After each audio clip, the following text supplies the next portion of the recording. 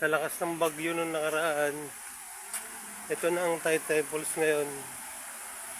Marami nang nagiba.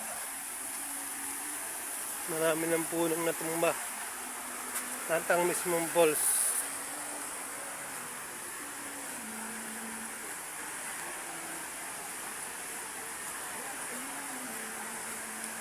At ang mismong falls nagiba.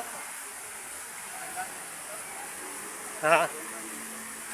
Doon na tatandaan. Okay. Yun na ngayon ang Taytay Falls. So, nagiba ng bagyo.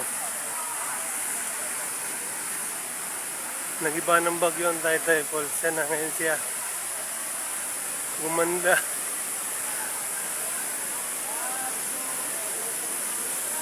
Yan na ngayon siya. May malaking bato na nakalagay dito ngayon. Yan na oh. Hindi nakagaya ng dati. Nakakatakot, parang layo na.